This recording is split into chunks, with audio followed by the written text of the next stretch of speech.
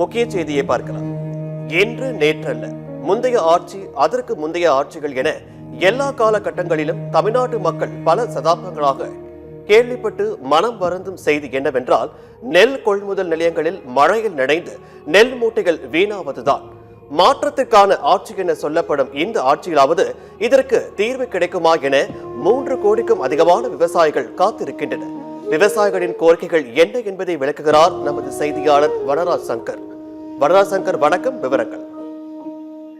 பாலாஜி, வணக்கம். நிச்சயமாக தாங்கள் குறிப்பிட்டது மிக மிக சரியானதுதான். அதிமுக, திமுக, தமிழக வெற்றி கழகம், தாவேகா என ஆட்சிகள் மாறினாலும் காட்சிகள் எதுவுமே மாறவில்லை பாலாஜி. நெல் கொள்முதல் நிலையங்கள் இல்லாததால் கோடிக்கணக்கான விவசாயிகளின் உழைப்பான நெல் மூட்டைகள் வீணாகும் அவலம் தமிழகம் முழுவதும் இன்றும் இப்பொழுதும் தொடர்ந்து கொண்டுதான் இருக்கிறது.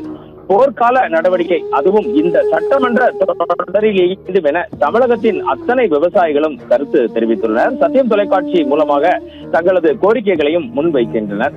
கோடி கோடியாக செலவு செய்து கட்டிடங்கள் கட்டப்படுகின்றன. ஆனால் மனித உணவிற்கு அடிப்படை தேவையான நெல் தாக்க வழி இல்லையா என விவசாயிகள் தெரிவிக்கும் கருத்துக்கள் நெஞ்சை தொடுவதாக அமைந்திருக்கிறது. இது குறித்த விரிவான தகவல்களை சேகரித்த போது பாலாஜி, ஆட்சிகள் மாறினாலும் காட்சிகள் மாறவில்லை என்பது தமிழகத்தில் தொடர்ந்து நிரூபிக்கப்பட்டு வருவதாக விவசாய சங்கங்கள் வேதனையுடன் குற்றம் சாட்டுகின்றனர். திமுக, அதிமுக, தமிழக வெற்றி கழகம் என மாறி மாறி ஆட்சி அமைந்த போதும் விவசாயிகளின் நிலை மாறவில்லை. தற்போது தமிழக வெற்றி கழக ஆட்சி வந்த பிறகாவது தங்களது நிலை மாறும் என்று நம்பிய விவசாயிகளுக்கு ஏமாற்றமே மிஞ்சியுள்ளது என அவர்கள் போர்க்கொடி தூக்க தயாராகி உள்ளனர். தமிழகத்தில் புதிய தலைமைச் செயலக கட்டிடம், பிரம்மாண்ட மருத்துவமனைகள், மாளிகைகள், மாட மாளிகைகள் என பல்வேறு உள்கட்டமைப்பு வசதிகளுக்காக கோடிக்கணக்கான ரூபாய் மதிப்பில் புதிய கட்டடங்கள் தொடர்ந்து கட்டப்பட்டு வருகின்றன. ஆனால் நாட்டின் முதுகெலும்பாக விளங்கும் விவசாயிகளின் நெல் மூட்டைகளை பாதுகாப்பாக வைக்க ஒரு சாதாரண நெல் கொள்முதல் நிலைய கட்டிடத்தை கூட அமைக்க அரசுகள் தவறிவிட்டது என விவசாயிகள் சத்தியம் தொலைக்காட்சி வாயிலாக தங்களது கோரிக்கையை முன்வைக்கின்றனர். சமீபத்தில் பெய்த மழையின் காரணமாக தமிழகம் எங்கும் சென்னையை தவிர போதிய நெல் கொள்முதல் நிலையங்கள் மற்றும் சேமிப்பு கிடங்குகள் இல்லாததால் திறந்த வெளியில் வைக்கப்பட்டிருந்த ஆயிரக்கணக்கான லட்சக்கணக்கான நெல் மூட்டைகள் மழையில் நனைந்து முளைத்து வீணாகின. இது தமிழகத்தின் தலைநகரத்தை தவிர்த்து மற்ற அனைத்து மாவட்டங்களிலும் தொடர் கதையாகவே நீடித்து வருகிறது. அரசாங்கத்திற்கு பெரிய பங்களாக்களோ சொகுசு வசதிகளோ கொண்ட கட்டிடங்கள் நெல் கொள்முதலுக்கு தேவை கிடையாது. தரைத்தளத்தை சற்று உயர்த்தி மழை நீர் உள்ளே புகாத வண்ணம் நெல் மூட்டைகளை பாதுகாக்கக்கூடிய ஒரு சாதாரண கட்டிட அமைப்பே போதுமானது. ஒரு நாள் டாஸ்மாக் கடைகள் மூலம் அரசுக்கு கிடைக்கும் வருவாயை இதற்காக ஒதுக்கினாலேயே தமிழகம் முழுவதும் உள்ள அனைத்து கொள்முதல் நிலையங்களுக்கும் தரமான கட்டிடங்களை ஒரே நாளில் கட்டி முடித்து விடலாம் என விவசாயிகள் காட்டமாக தெரிவிக்கின்றனர். தமிழக அரசு இதனை போர்க்கால அடிப்படையில் எடுத்துக்கொண்டு நடக்கும் சட்டமன்ற கூட்ட தொடரிலேயே அனைத்து மாவட்டங்களிலும் நெல் கொள்முதல் நிலையங்களை உடனடியாக நிரந்தர கட்டிடங்களாக கட்டித்தர வேண்டும். முந்தைய அரசாங்கங்களைப் போல இந்த அரசும் எங்களை ஏமாற்ற நினைத்தால் பல்வேறு தீவிர போராட்டங்களில் ஈடுபட நேரிடும் என விவசாய சங்கங்கள் எச்சரித்துள்ளன.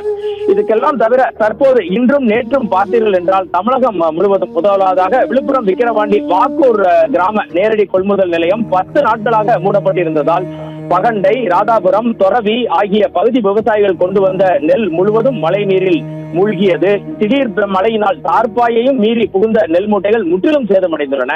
தென் மாவட்டங்களில் விருதுநகர், மதுராயிருப்பு, காஞ்சாபுரம், கூமாப்பட்டி உள்ளிட்ட பகுதிகளில் 6500 ஏக்கரில் கோடை நெல் அறுவடை செய்யப்பட்டு கொள்முதல் நிலையத்தில் குவிக்கப்பட்டுள்ளது.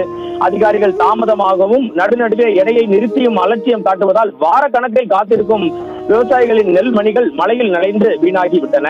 செங்கல்பட்டு மாவட்டத்தின் வில்லியம்பாக்கம், சாஸ்திரம்பாக்கம் பகுதியில் விவசாயிகளிடமிருந்து கொள்முதல் செய்யப்பட்ட 6000 நெல் மூட்டைகள் முறையாக மூடப்படாமல் திறந்த வெளியில் விடப்பட்டுள்ளன. தொடர் மழையால் நெல் ஈரப்பதம் முடிஞ்சு மூட்டைகளிலேயே முளைக்க தொடங்கியுள்ளது.